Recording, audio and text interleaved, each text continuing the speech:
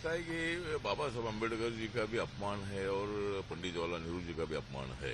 मतलब जिस तरह ड्राफ्टिंग कमेटी के चेयरमैन के नाते बाबा साहब अम्बेडकर जी का संविधान में बहुत बड़ा योगदान रहा है।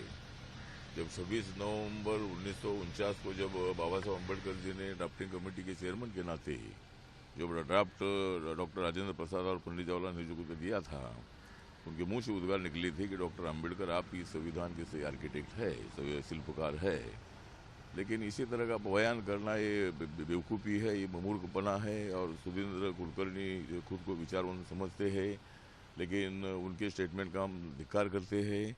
और रिपब्लिकन पार्टी ऑफ इंडिया की तरफ से कल आज़ाद मैदान में 2 बजे वहाँ हमारा प्रदर्शन होगा और उनके ऊपर कार्रवाई होनी चाहिए। और ये संविधान का अपमान है, बाबा साहब का अपमान है, नेहरू जी का अपमान है, देश का अपमान है। और इसी तरह की बयानबाजी करना निषेधार्थ है। और इसके पीछे कांग्रेस का हाथ है। मतलब वो कांग्रेस को मतलब सपोर्ट करते हैं।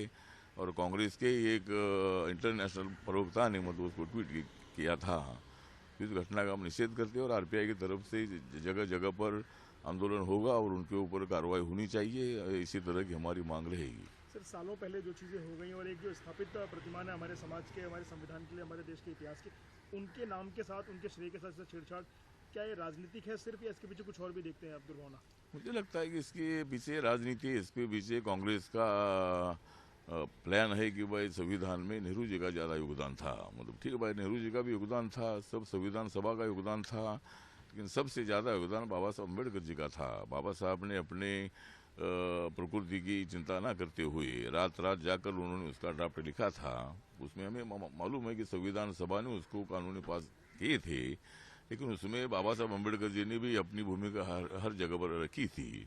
दलितों को, आदिवासियों को रिजर्वेशन देने में भी बाबा साहब का बड़ा योगदान रहा है। और इसीलिए मुझे लगता है कि इसी तरह की बयानबाजी करना ये ठीक नहीं है। ये कांग्रेस पार्टी का ही चाल है। और बाबा साहब से नेहरू ज़्यादा बड़े थे, ये दिखाने की कोशिश मतलब कांग्रेस पार्टी की है। और सुरेंद्र कुलकर्णी आजकल कांग्रेस पार्टी को सपोर्ट करते हैं। और इसीलिए मुझे लगता है कि कांग्रेस पार्टी ने भी माफ़ी मांगनी चाहिए और सुरेंद्र कुलकर्णी भी माफ़ी मांगनी चाहिए, लेकिन उनके ऊपर कानूनी कार्रवाई होनी चाहिए। इसके लिए हम कोशिश करने वाले हैं।